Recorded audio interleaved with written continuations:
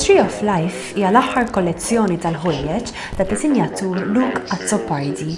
It-tim tagħna ltaqa' ma' Luke sabiex jitkixxef aktar dwar din il-kollezzjoni.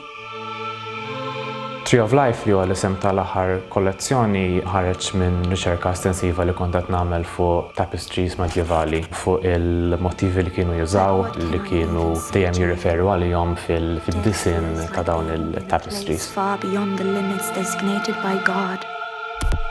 Ix-xogħol tagħna jiffoka ħafna fuq il-bespoke u l-custom made, fokaw ħafna fuq tailor-made couture u affarijiet li huma jikklassifikaw bħala luxury, però wkoll bħala studio naħdmu wkoll fuq produzzjonijiet kemm teatrali u kemm kollaborazzjonijiet li huma altru l-moda jiġifieri.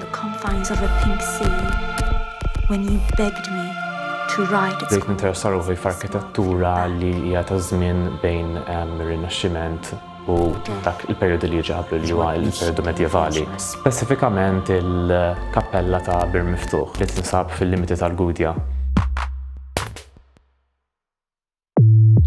Minn hemmhekk bdejt inħares lejn l-affreski jew aħjar il-partijiet tal-affreski li għadhom jeżistu sal-ġurnata tal-lum. U kien hemm f'wieħed mill-affreski portrait ta' dik li jaħsbu li hija l-benefattura tal-Knisja.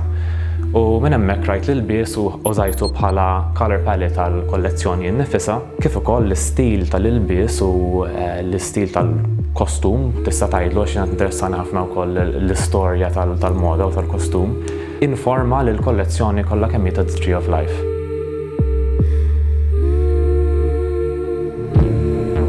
Din id-darba l-kollezzjoni minħabba s-sitwazzjoni tal-pandemija tal-Covid ġiet preżentata totalment online, ġifieri kienet preżentazzjoni diġitali kompletament. Ma kellniex udjenza u kellna wkoll ħafna limiti li imponejna fuqna nnifisna biex aħna nkunu ċerti li l-preżentazzjoni tkun kemm jista' jkun safe għal kull min qed jieħu sehem.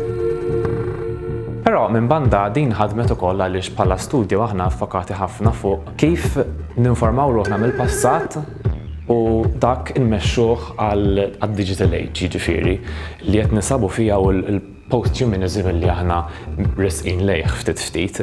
Jiġifieri din iż-żwieġ bejn il-passat u l-futur nixxina nagħmluha grazzi għall-sitwazzjoni tal-Covid li stajna niffokaw ir-riżorsi kollha tagħna biex nikkreaw prodott li huwa totalment virtwali.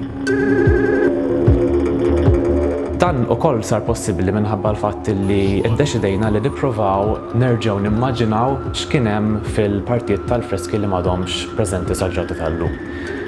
Madwar 90% tal-affreski ta' ċol kappella ta' Bir Miftuħ m'għadhomx jeżistu u dak illi ġie konservat huwa biss persentaġġ żgħir ta' dak li kien hemm fil-bidu. Jiġifieri grazzi għal teknoloġiji ta' video mapping u wkoll bil-għajnuna ta' ħafna nies għaliex irrid ngħid li Tree of Life hija kollaborazzjoni bejn ħafna nies u mhux ġast il-prodott tiegħi jew tal-kumpanija. Irnexxielna kważi nagħmlu reimagination ta' x'kien hemm fil-kappella oriġinarjament. Konna qed ninformaw ruħna minn biċċiet tax-xogħol tal-arti ta' dak iż-żmien, konna qed ninformaw ruħna minn affreski ta' dak iż-żmien. Kien diffiċli ħafna għaliex l-artist mhuwiex imsemmi u mhuwiex rekordjat imkien, jiġifieri ma stajniex inqabblu ma' xogħol ieħor tiegħu, però irnexxielna noħorġu b'din il-riimmaginazzjoni li kellna naħseb liċenzja artistika kbira fuqha, li minnha mbagħad ukoll ħarġu il-series ta' prints li għamilna fuq il-ħwejjeġ. Jiġifieri kellna jissu translazzjoni ta' dak li ġie proġettat fuq il-ħitan għal fuq il-ħwejjeġ ukoll.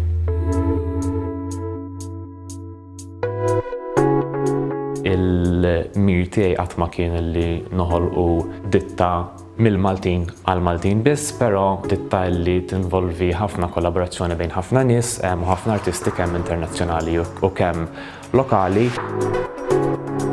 Naħseb li ttir f'dan il-mument u li nlessu ruħna sabiex meta jiġi żmien nkunu nistgħu nkomplu naħdmu fuq programm u eżerċizzju ta' internationalization sabiex il-kumpanija tibqa' tikber u tibqa' tipproduċi x-xogħol li qed tipproduċi.